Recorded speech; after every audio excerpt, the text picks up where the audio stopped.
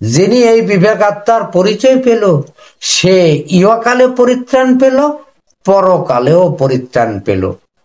তাই কবর, হাসর, মিজান ওই পরমাত্মা দিয়ে রসুলের মোহাব্বত যার মাঝে, যার মস্তিষ্কে থাকবে, গোটা বডিটাই সে ব্যক্তি রাসূলের মোহাব্বতের কারণে সে ব্যক্তি পরিত্রাণ হয়ে গেল। বিসমিল্লাহির রহমানির রহিম। আলহামদুলিল্লাহি রাব্বিল আলামিন আর রহমানির রহিম মালিকি ইয়াউমিদ্দিন ইয়্যাকা না'বুদু ওয়া ইয়্যাকা নাস্তাইন ইহদিনাস সিরাতাল মুস্তাকিম সিরাতাল্লাযীনা আন'আমতা আলাইহিম গায়রিল মাগদুবি আলাইহিম ওয়ালাদ-দাল্লিন। সমস্ত প্রশংসা মহান আল্লাহ রাব্বুল ইজ্জাতের জন্য। তাই এই মানব রূপে সৃষ্টি, আমরা হলাম মানব সৃষ্টি জীব। এই সৃষ্টি জীব এই ধরাধামে আসতেছে, আবার এখান থেকে নশ্বর জগতে চলে যাচ্ছে। কিন্তু মানুষ অবিনশ্বর জগতে যাওয়ার কথা ছিল। এটা চিরতরের একটি গল্প, সবাই বলে, সর্ব মানুষই বলতেছে, না এখন এখানে আসি, আর কয়েকদিন পরে যেরকম দেহের ভাব চলে যাব, কোথায়? কবরে চলে যাবে, কবরের দেশে না জানি কি ঘটে। অনেক কিছু করে, রোজা, নামাজ, হজ, যাকাত, কালেমা অনেক কিছু করতেছে, কিন্তু এই কথাটাও মনে প্রাণে আলোচনা হয় যে মনে হয় বাঁচব না, চলে যাব। কোথায়? কবরে। কি হবে এই কবরে রাখার পরে আল্লাহ জানি না কি হয়। কিন্তু এখানে বলা হয়েছে, এখানে বলা হয়েছে যে মানুষ মরে না, মরিবে না, কখনোই মরে না। মানুষের মৃত্যু নয়। তাহলে এখন আমাকেও কবরের বাসিন্দা হইতে হবে, আমাকেও কবরে শুইতে হবে, আমাকেও শুয়ে থুয়ে চলে আসবে চারজন কান্দে করে নিয়ে যে। কিন্তু এই কবরে অক্সিজেন নাই, কবরে কোনো দরজা নাই, আর এই মাটির ঘরটার মধ্যে নাই কোনো বিছানা, নাই কোনো আলো, আমি বা কি করি ওখানে থাকবো? এই যে একটা বিষয়, এই বিষয়টা অত্যন্ত জরুরি ভাবাপন্নর বিষয়। কবর বিরাট একটি জিনিস। মান রাব্বুকা, মান দিনুকা, মান নবিয়ুকা। তোমার দিন কি, তোমার নবীকে, তোমার রবকে জিজ্ঞাসা করবে মনকার এবং নাকির। কবরে শুয়ায় রেখে 40 ধাপ আসার পরে নাকি এই মনকার নাকির জিজ্ঞাসা করবে ওই লাশকে যে তোমার দিন কি, তোমার নবীকে, তোমার রবকে, তোমার আল্লাহকে। কি উত্তর দিব সেদিন? যদি হুঁশ থাকে, যদি মনসত্ব হুঁশ থাকে, তবেই তো আমি উত্তর দিতে পারবো। আর যদি বিবেকাত্মা মনসত্ব হুঁশ যদি আমার মস্তিষ্কে হুঁশিয়ারি না হয়ে থাকি, তাহলে তো আমি ওই কথা আমার মধ্যে দিয়ে আসবেন না। আমি কি জবাব দিব মনকার নেকিরের কাছে? আমার কোনো জবাবই থাকবে না। হায় হায়, কি করলাম এই ধরাধামে এসে। আবার বলতেছে এখানে, এই জীব দেহের মধ্যে একটি স্থান রয়েছে যেটার নাম নাকি কলব। এই কাল্ব যদি জাগ্রত, সচেতন এবং জিন্দা হয়, তবে এই কাল্বের থেকেই এক নাম উচ্চারিত হয়ে থাকবে।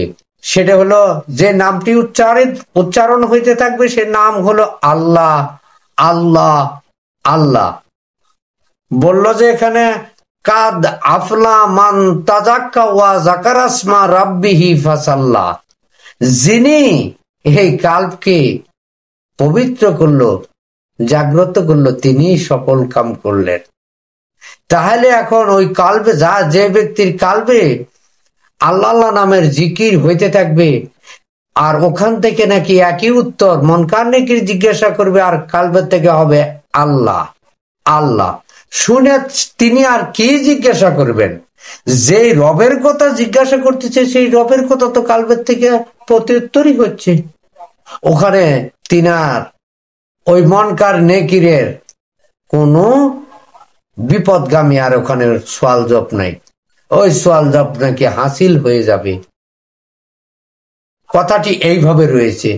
তাহলে কোন কলবে? সবাই তো আমরা যাব, এই বডি নিয়ে যাচ্ছি, কিন্তু এই কাল্ব নাকি অচেতন, মৃত্যু, অপবিত্র থাকলে ওই সোয়াল জপ হাসিল হবে না। তাহলে এখন এই মনসত্ব বিবেক আত্মাকে পূর্ণ জাগ্রত করে যারা নাকি কবরে শুবে, তারা মনকার নেকিরের জব সোয়াল হাসিল হলো, ফুলসিরাত বিজলির আকারে পার হইয়া অলির কাতারে উঠে জান্নাতুল ফেরদাউসে প্রবেশ করবে। এবং মিজানে হাসরে ওই জায়গা ঘোরানো তিনাকে যখন উঠানো হবে, আর ওখানে ওই কালবের থেকে নুরি তাজ্জালিয়া সত্তা প্রবাহিত হইতে থাকবে, আর ওখানেও তিনার মিজানের পাল্লাতে তিনার পাপের দাড়ি নেকির দাড়ি ওজন খুব বেশি হয়ে যাবে, আর পাপের দাড়ি হালকা হয়ে যাবে। আর হাসরের ময়দানের সেই নূরে তাজ্জালিয়ার তার উপরে ছায়া দিবে, সেই ছায়ার নিচে অবস্থান করবে। এটা কার দয়া? এটা কোন দয়া, কোন বস্তুর দয়া? ইহা রাসূলের মুহাব্বতের দয়া।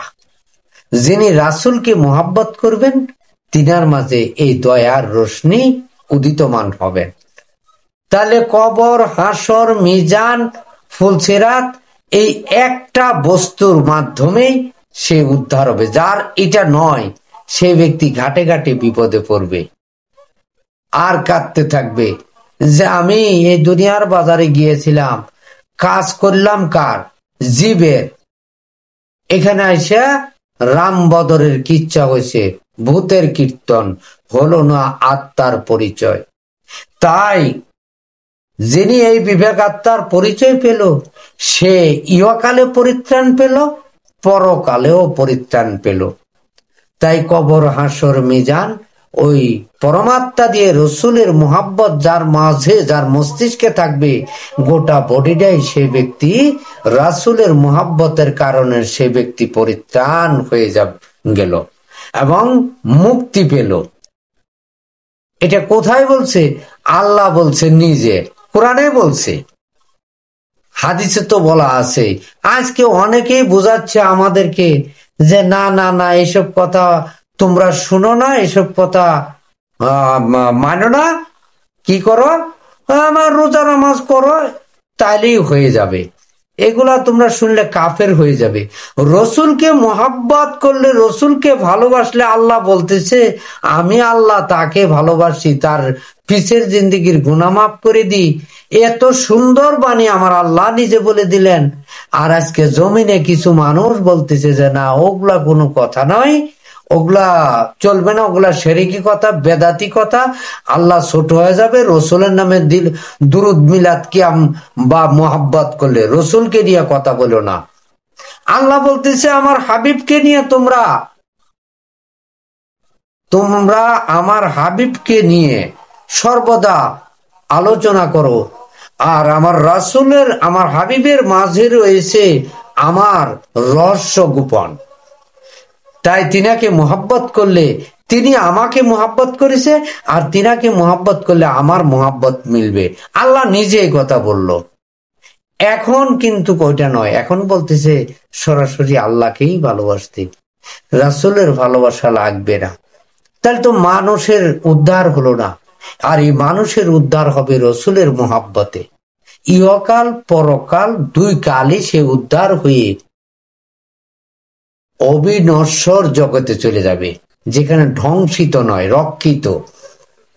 তাই এই কথাটি মূল কথা, সার কথা, এই ধরাধামে আসার উদ্দেশ্য হলো কবর যেন উদ্ধার হয়, হাসর যেন উদ্ধার হয়, মিজান যেন উদ্ধার হয়, এবং ফুলসিরাত যেন পারাপার হইতে পারে, নীল দরিয়ায় যেন না পড়ে।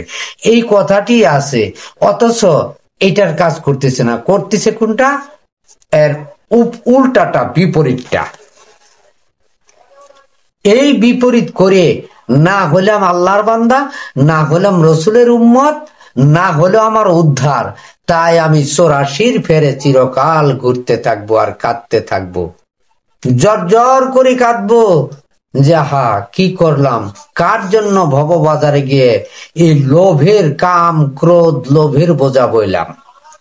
কাম ক্রোধ লোভ লালসা মোহ মায়া মাত মাৎসর্য, এই ষড়রিপুর প্লোভনে কি মিথ্যা ছলনার যেন মস্তিষ্ক গরম অগ্নি হয়ে গেল। আর এই উল্টা নশ্বর জগতের কর্ম এই বডি করলো। এই বডি যখন ওই কর্ম করলো তখন ওই যে ভাঙ্গা করার খেলাত পড়লো, আবার করাল করে এরকম আসতেছে, আইসে অকামা করতেছে, আবার যাবে আবার আসবে, এইটা চলতে আছে। তাই তরিকতে রসুলের সিলসিলা এই কিস্তিতে যদি কোনো ব্যক্তি একবার উঠতে পারে, আল্লাহ বলছে আমি নিজেই তাদেরকে উদ্ধার করব, তাদেরকে মুক্তি দিয়ে দিব।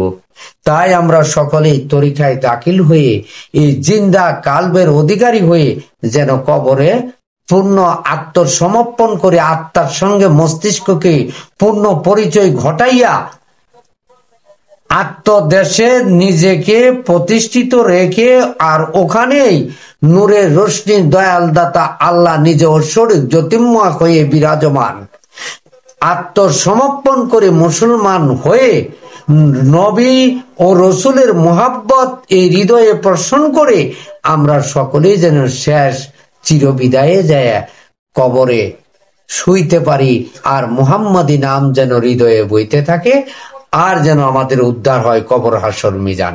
এটাই হলো মূল স্বার্থগত কথা, এটাই হলো স্বার্থ। আর যে স্বার্থ 5 তলা 7 তলা ছেলে মেয়ে ভাই বেরাদার নেতা খেতা ইত্যাদি, এগুলো কোনো স্বার্থ নয়, এগুলো হলো ধ্বংসিত নশ্বর জগতের কর্ম।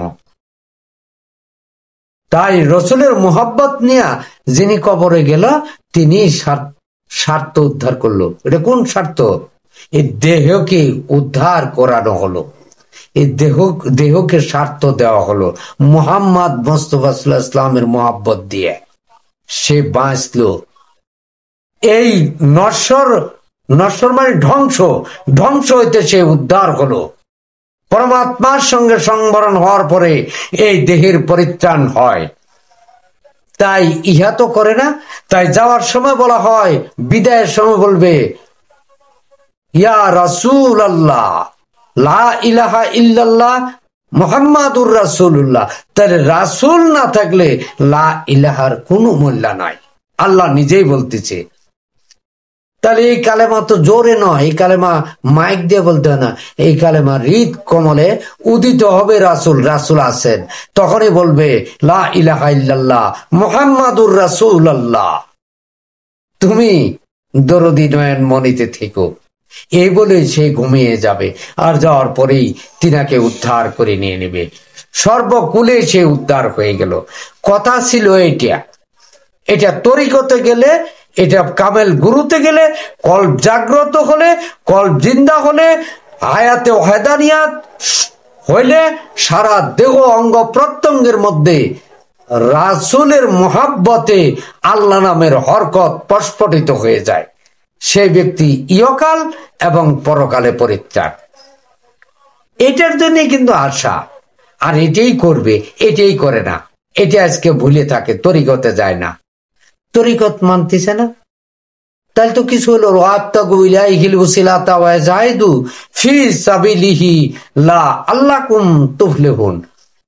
নাই। এই সূরা মাইদার এই বাণী নাই, কোরআনই বহির্গত তিনার কাছে। তিনি অনেক কিছু করে, নামাজ করে, রোজা করে, হজ করে, সব করে, অথচ ফাওয়াইলুল লিল মুসাল্লিন আল্লাযীনা হুম আন সালাতিহিম সাহুন আল্লাযীনা হুম ইয়ামনাউনাল মাউন। অর্থাৎ মানুষ দেখার জন্য, মানুষের প্রশংসা করার জন্য করে, আমার আল্লাহ এবং রাসূল প্রশংসার জন্য করেন না।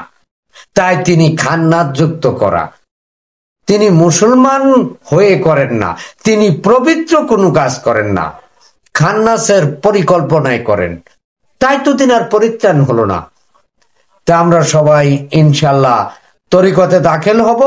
কামেল মুর্শিদ বা গুরু তিনার হাতে হাত রেখে বায়াত গ্রহণ করে আমাদের মৃত্যু কালকে সঞ্জীবিত করে এই অপবিত্র কাল্পকে পবিত্র করে আত্মসমর্পণ করব আত্মদেশে। এই আলমে সগিরের দুই চক্ষু রেখে দিব্য নয়ন দিয়ে স্বয়ং সত্তাকে আল্লাহকে দেখে তখন লা ইলাহা ইল্লাল্লাহ মুহাম্মাদুর রাসূলুল্লাহ এই কালেমা বলে আমরা যেন এই দরাদাম থেকে বিদায় হইতে পারি। এটাই আমার বলা বা বার্ষ, আর এর অতিক্রম কোনো কিছু নয়। যাহারা এটা হলো না তাহাদের জীবনটাই ব্যর্থ হয়ে গেল। ইনশাল্লাহ আজকের মতো আমার এই বলা বক্তব্য পর্যন্ত শেষ।